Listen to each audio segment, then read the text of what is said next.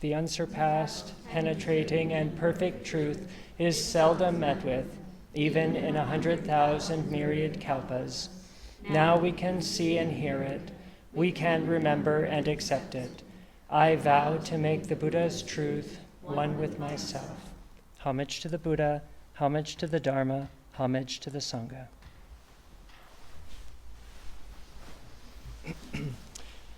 So, a special welcome to our youth group. Nice to have you all with us, even for a short period of time. I hope you found it helpful.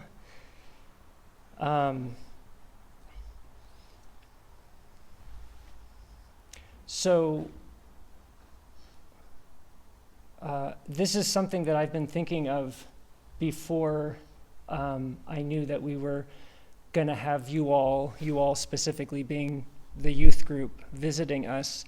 I've been, for some reason, thinking a lot about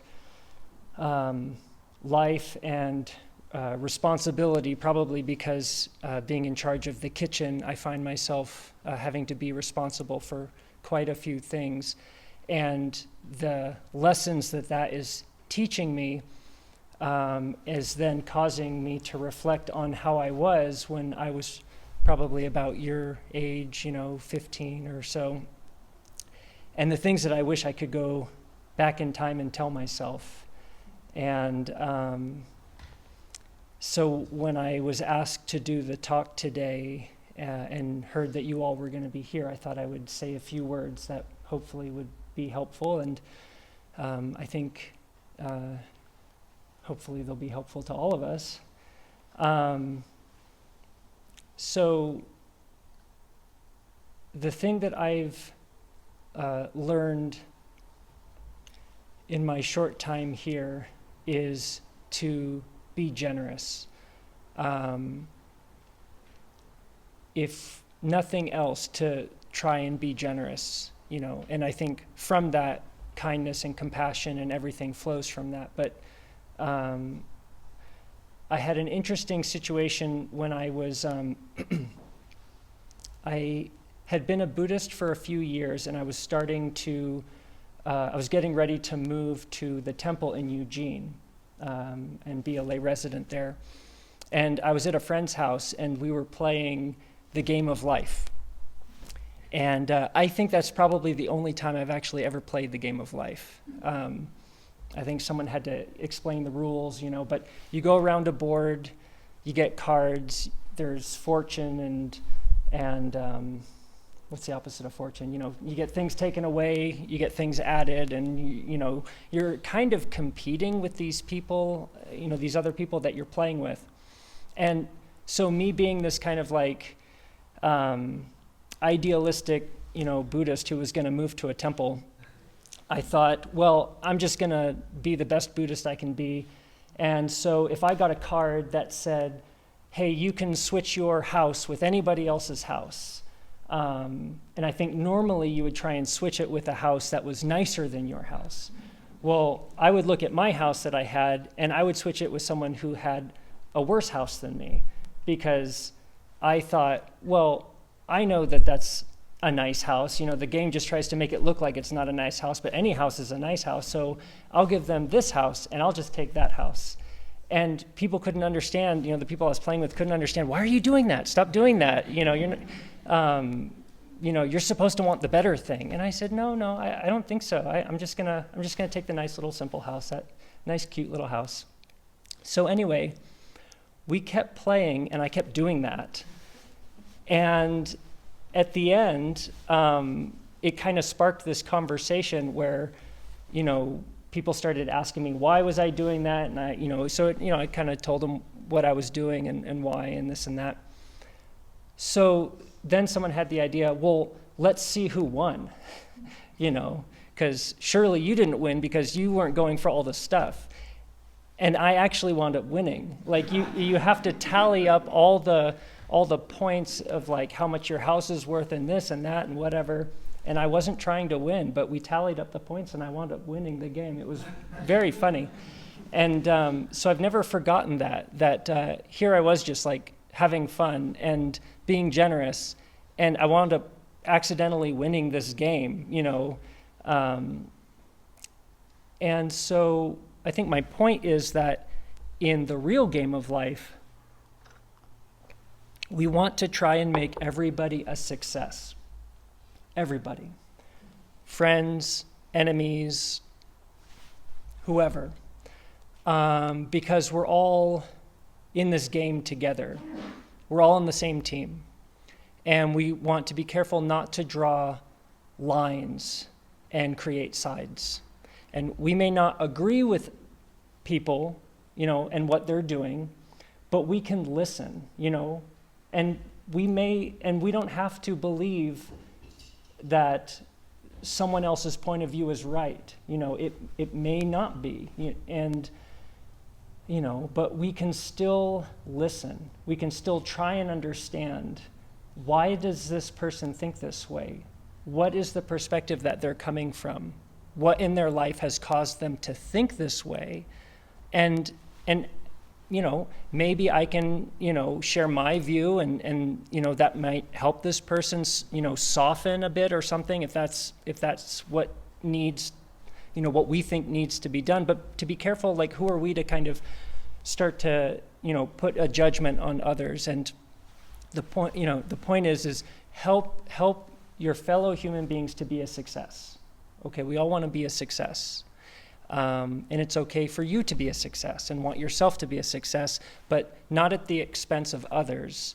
And with bringing all of us along together, that we can all be a success together. And life is big enough, and the world is big enough that we can actually do that. It is a delusion to think that there is not enough for all of us. I think there's plenty. There's plenty for all of us. But we just have to learn maybe to have a little bit less, and maybe I think just to look and to see, how can I help? And the universe will provide for us. I especially wished I had helped my mom more. I cannot remember, unfortunately, ever offering to do the dishes, ever offering to do the cooking, ever offering to do her laundry, and when I see her now, I hope that I'm helpful and can kind of share, that energy with her to help make her life a little bit easier. But my mom's a great person, and she did everything. And at one point, she had to go back to school and get her nursing license again when we moved to Oregon. She had to go through 4 years. She was going to school with college kids and raising, 2 teenagers and a budding, preteen daughter. And she just, and I don't ever remember her, getting angry or lamenting her lot in life or anything. She just kind of, put her head down and did it. And I really wish I had offered to help more. So that's definitely one thing that as, all of us, heading into our adult years and all of us still in our adult years, how can we help? How can we help others? How can we lighten the burden of others? Because those small acts of kindness, you just don't know how that's going to affect someone's day. And could even just change their life. You don't know. Another interesting thing that I've reflected on is that I suspect it's the case with all of us, but it's definitely with me. My mind likes to try and get itself into this strange delusion loop where it tries to calculate out the future. And when I was in college, I can remember the kind of fear and anxiety that created when I tried to think about what I wanted to do for a career, how I wanted to live my life, what I expected that I wanted to get. And then these kind of ideas about, or questions of, well, will I be good enough to actually do that? Maybe I can't get that job. et cetera, et cetera. And I've only just kind of in the past couple years really seen this for myself and thought about it. So unfortunately, I didn't really know how to deal with that at the time when it was, kind of the most prevalent. But we're seeking security. The self seeks security. Okay, we seek to know that everything is going to be okay, that we're going to be successful, that we will have X, Y, and Z. And there's nothing wrong with working towards that, but we can't know that that's actually going to happen. And we should not do ourselves the disservice of falling into that delusion of trying to calculate that out, because that's just going to lead to suffering, because there's too many variables. And the way that I eventually thought about this, and it kind of landed for myself, was it's like we're taking a 100-step journey, or if you think of like a human life as like 100 years, we're trying to think of a 100-year journey and to be able to see the final step, like the last step of a 100-step journey. But there's so many steps in between that we cannot hope to actually know what that's going to look like. And there's a great story that I love that apparently Reverend Master Jiyu's teacher in Japan, they would play chess. And he asked her one time when they were playing chess, how many sure moves can you make? And Reverend Master Jiyu was good at chess. That's what I've heard. And so she was probably trying to be humble, and she said, oh, maybe 2. And Koho Zenji, he kind of took all the pieces off the board and closed up the board, and he says, oh, well, you've already won the game then, because I can only make 1. I can only make 1 sure move. And his point being that we can only really take the next step in front of us. Okay, we can have an idea about the direction that we're going, what we want to do, and that's fine to head in that direction. But be careful when the mind wants to start dwelling on that future, because it's just going to be fear and anxiety, because we can't know. We can only take that next step. We can have the direction, but keep it in the present so that you don't do yourself that disservice. And sometimes life does not work out the way that we want it to. That's just life. We have these ideas about what we want life to be, what we want to have, what we want to get, where we think we're going. I never thought I would be a Buddhist monk giving a Dharma talk. Like this was not on my bingo card. I don't know whose bingo card this was on, but it was definitely not on my bingo card. And life is going to take hard turns. And we have to engage with those hard turns with a level of acceptance, which I think the world is not quite encouraging of. The world likes to sell the idea that, you can have whatever you want. You can make it however you want. And that is, in my opinion, a poisoned apple. Don't bite into that apple. Again, it's fine to have goals. It's fine to have a direction in life. That's good. You want a direction in life. But we also have to engage with life with open hands, without clinging, so that as things manifest, as our life manifests, we can be like water to flow with things as they come, rather than having a rigid trying to turn the water into ice. If we turn it into ice, then maybe it's an ice cube, it's a square, but then life presents us with a round, tunnel, and our cube isn't going to go through the tunnel. We need a cylinder, But if we can approach things like water. Water can enter any shape, vessel that it needs to, okay? Water finds a way. Water wears down mountains. So to have that, as Dogen said, that soft and flexible mind. And to remember that when you find yourself in those difficult places, when life gets tough, again, if you can engage with that soft and flexible mind, you'll realize that you are doing it. You are living life, okay? When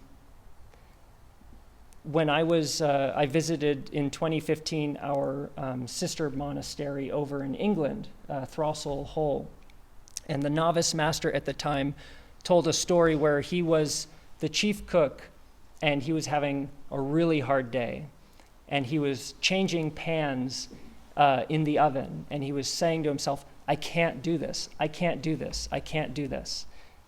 And then that little voice in his heart said, well, sorry, you are doing this. Like, you are doing it.